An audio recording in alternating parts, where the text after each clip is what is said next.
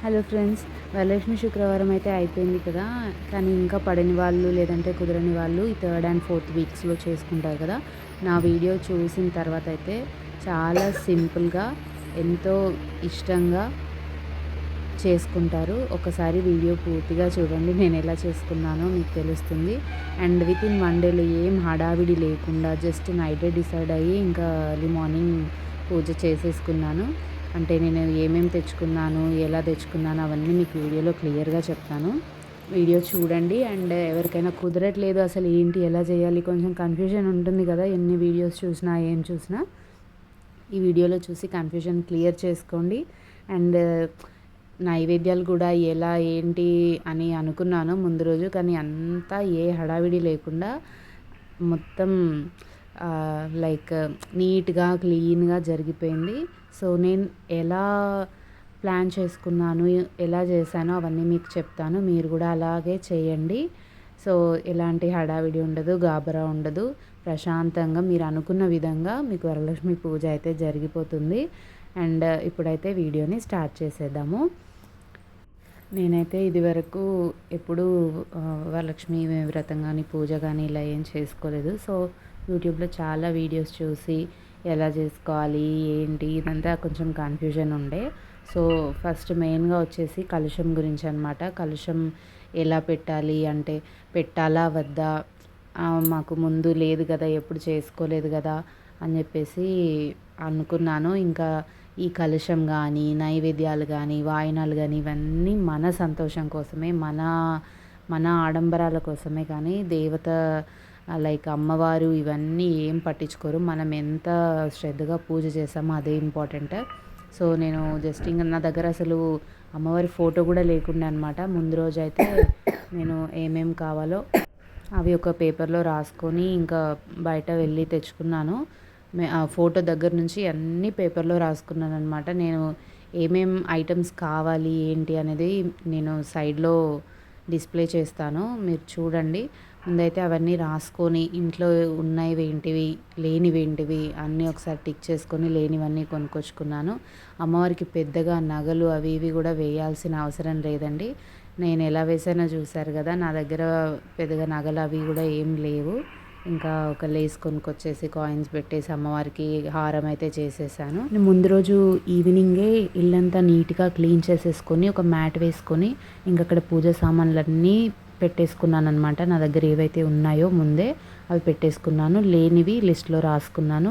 Evening మార్కెట్కి వెళ్ళి అమ్మవారి ఫోటో, మామిడాకులు, పువ్వులు, ఒక కొబ్బరికాయ, ఇంకా పళ్ళు, తమలపాకులు ఇవి తెచ్చుకున్నాను అనమాట. వస్త్రం కొందరి దగ్గర ఉంటుంది ఉండదు కదా, నేనైతే తెచ్చుకున్నాను ఎందుకంటే నాకు చేయడానికి రాదు.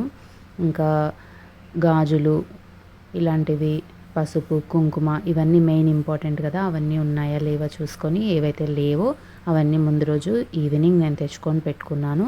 ఇంకా నైట్ అయితే అక్కడ పీట పెట్టేసుకొని అవసరమైన సామాన్లన్నీ అక్కడే పెట్టేసుకొని ఇంటికి మామిడాకులు కూడా నైటే కట్టేసుకున్నాను. మార్నింగ్ అయితే హడావిడి ఉంటుంది అని చెప్పేసి ఇంకా ఎర్లీ మార్నింగ్ లేచేసి ఫస్ట్ అండ్ నైట్ ఏం చేశానంటే మనం సోక్ చేసుకునే ఉంటావు కదా శనగలు, అవి నానబెట్టేసుకున్నాను. ఇంకా మినప్పప్పు కూడా గారెలు చేసుకోవడానికి బూరెలను వడల కోసం పప్పు నానబెట్టాం కదా, అది మిక్సీ పట్టేసుకున్నాను. ఇంకా కుక్కర్లో రైస్ పెట్టేసి ఆ రైస్తో మాత్రం నేను అది దద్దోజనం ఇంకా పులిహోర చేయడానికి ఆ రైస్ పెట్టుకున్నాను. ఇప్పుడు 4 నైవేద్యాలు అయిపోయాయి కదా. ఒకటేమో శనగలు నానబెట్టుకున్నాము, అది 5. ఇంకా వడపప్పు పానకం 6, 7, ఇంకా 2 అయిపోయింది. ఇంకొకటి ఏం చేశానంటే నార్మల్గా అన్నంతో పాయసం చేశాను మార్నింగే. ఇంకా మనకు కావాల్సిన నైవేద్యాలు అయితే ఆ మార్నింగ్ 1 అవర్లో అసలు ఏ హడావిడి లేకుండా అయిపోతాయి అన్నమాట. ఇలా ప్లాన్ చేసుకుంటే ఇంకా అమ్మవారిని నీట్గా ఫ్రెష్ అప్ అయ్యి మనం వంట దగ్గరికి వెళ్ళిపోతాం కదా, ఆ మధ్య మధ్యలో వచ్చి అమ్మవారి ఫోటో కానీ రెడీ చేయడం, ఇంకా ఫ్లవర్స్ పెట్టడం, డెకరేట్ చేయడం ఇవన్నీ చేసుకున్నాను. అసలు ప్రసాదాలు కూడా ఇన్ని పెట్టాలి అన్ని పెట్టాలి అని ఏమీ ఉండదు. ఏవి కుదరకపోతే బెల్లం పానకం ఇంకా పప్పు నానబెట్టేసి పెట్టొచ్చు. సో ఇవన్నీ నేను ఎందుకు చేశానంటే పిల్లలు ఉంటారు కదా, మళ్ళీ నేను పూజ హడావిడిలో పడిపోతే వాళ్ళకి ఆకలిస్తుంది, మళ్ళీ వంట చేయాలి అంత కుదరదనేసి నేను ఇంకా రైస్ ఐటమ్స్తోనే ప్రసాదాలు చేసేసాను. సో అలా అయితే మనకి డేలో కూడా మళ్ళీ పూజ అయిన తర్వాత వంట చేయాలనే ఒక స్ట్రెస్ ఉండదు కదా. సో ఇంకా అది పక్కన పెట్టేస్తే పూజ విషయానికి వస్తే అన్నీ పూజకి దగ్గరలో పెట్టేసుకొని ముందైతే గణపతిని చేసుకుంటాం కదా, ఏ ఆటంకాలు రావద్దనేసి గణపతి పూజ ఒకటి చేసుకున్నాను. పూజ అంటే ఏంటి, ఎలా చేయాలి అంత భయం కూడా అవసరం లేదండి. మన మనసులో ప్రార్థించుకొని మనకు ఒక పసుపు గణపతిని చేసుకొని ఏ ఆటంకాలు రావద్దు అని చెప్పేసి ఇంకా పసుపు కుంకుమ అక్షంతలు ఇవే వేసేసి ఇంకా దేవుడికి ఒకసారి దండం పెట్టుకోవాలి, నైవేద్యం పెట్టాలి. అండ్ ఇంకా అమ్మవారికి కూడా ఇంకా పూజ మనం స్టార్ట్ చేసుకోవాలి. నేను వ్రతకల్పం బుక్ అనేది కూడా పెట్టుకున్నాను. సో అందులో ఏముంది, ముందు గణపతి పూజ చేసుకుంటాం కదా, శుక్లాంబరధరం అవి చెప్పేసి వాటి తర్వాత ఇంకా అమ్మవారికి ధ్యానం అవి చేసుకోవాలన్నమాట. యూట్యూబ్లో చాలా చాలా మంచి వీడియోస్ ఉన్నాయి. ఒక్క వీడియో పెట్టేసుకొని ఇంకా ఆ సాంగ్ అవి ధ్యానం అవి అన్నీ అష్టలక్ష్మి స్తోత్రం అవి వస్తుంటే మనం జస్ట్ అమ్మవారిని మనసులో తలుచుకుంటూ అక్షంతలు వేస్తూ చక్కగా కళ్ళు మూసుకొని అమ్మవారిని మనం ఇంటికి ఆహ్వానించినట్టు, అమ్మవారు మన ఇంటికి వచ్చినట్టు కూర్చున్నట్టు మనం ఇంకా ధ్యానం చేస్తున్నట్టు ఊహించుకుంటే సరిపోతుంది. అంతే. పూజ విధానం ఇవన్నీ చూసి కన్ఫ్యూజ్ అవ్వాల్సిన అవసరమే లేదు. అష్టలక్ష్మి స్తోత్రం, ఆదిలక్ష్మి స్తోత్రం, అమ్మవారి అష్టకం, సహస్రనామం, లలిత సహస్రనామం ఇవన్నీ ఒకసారి వింటూ మనకు వస్తే చదువుకోవచ్చు, రాకపోతే సాంగ్స్ పెట్టుకొని వింటూ మనం అమ్మవారిని ధ్యానం చేసుకొని కాసేపు అలా ప్రశాంతంగా కూర్చొని ఇంకా పూజ అనేది కంప్లీట్ చేసేసుకొని అమ్మవారికి ముందు ఒక వాయనం పెట్టి తర్వాత ఇంకా నైవేద్యాలు, దీపం, ధూపం, నైవేద్యం అన్నీ సమర్పించేసి ప్రసాదం అనేది మనం కూడా తీసుకోవచ్చు. ఉపవాసం ఉండే వాళ్ళు ఉపవాసం ఉండొచ్చు. ఖచ్చితంగా ఉపవాసం ఉండాలి ఇలా అయితే ఏం ఉండకూడదు, ఎలా అయితే ఏం లేదు. ఎవరికి ఇష్టం వచ్చినట్టు వాళ్ళు ఎవరికి చేతనైనంత వాళ్ళు చేసుకోవచ్చు అనమాట.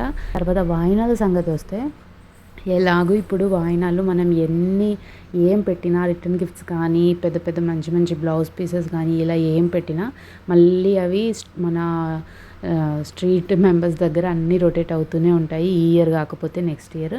సో ఇలాంటి అన్నింటికి అది ఎవరి ఇష్టం వాళ్ళది. పెట్టాలనుకుంటే పెట్టొచ్చు కానీ కంపల్సరీ అయితే కాదు. సో అలాంటివి పెట్టడం కంటే చక్కగా పిలిచి అవే ప్రసాదాలు పెట్టేసి ఒక 2 ఫ్రూట్స్ ప్లస్ అమ్మవారి దగ్గర గాజులు, పసుపు, కుంకుమ ఇవి పెట్టి దండం పెట్టుకుంటే చాలు. వాయినాలు ఎవరికి ఇవ్వాలి, ఎవరైనా వస్తారా రారో అని నేను కొంచెం చాలా భయపడ్డాను అనమాట. అంటే ఫస్ట్ టైం కదా.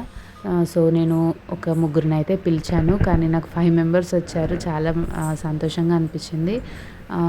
ఇంకా ఇలాంటి వస్తారో రారో ఇలాంటి డౌట్స్ ఉంటే కూడా నేనైతే ఫస్ట్ మా అమ్మాయికి పెట్టేశాను. ఫస్ట్ చిన్నపిల్ల అయినా కూడా లక్ష్మీదేవితో సమానం కాబట్టి నేను మా అమ్మాయికి ఇంకా ఫస్ట్ వాయనం అనేది పెట్టేశాను.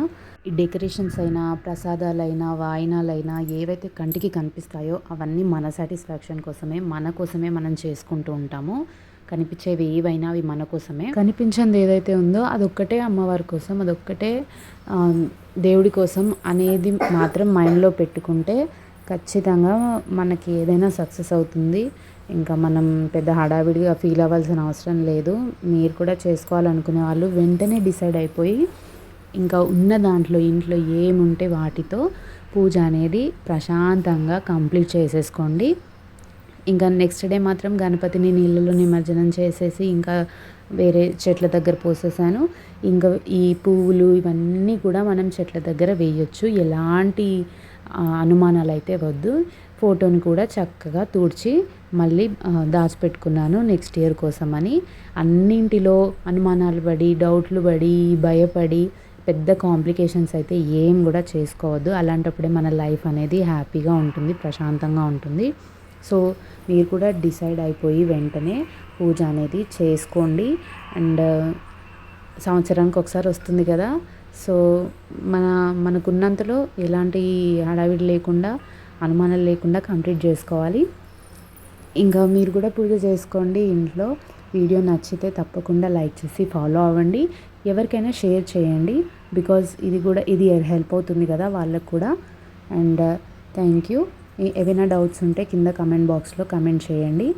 సో ఏది కూడా కాంప్లికేట్ చేసుకోవద్దు, అండ్ ఏదైనా సింపుల్గా చేసుకోవాలి అనేది నేను ఫాలో అవుతాను, అండ్ మీకు కూడా షేర్ చేస్తాను. సో ఇంట్రెస్ట్ ఉంటే మన ఛానల్ని ఫాలో అవ్వండి, సబ్స్క్రైబ్ చేసుకోండి. Thank you. Bye bye. See you in the next video. Vlogs follow అవ్వండి. బాయ్.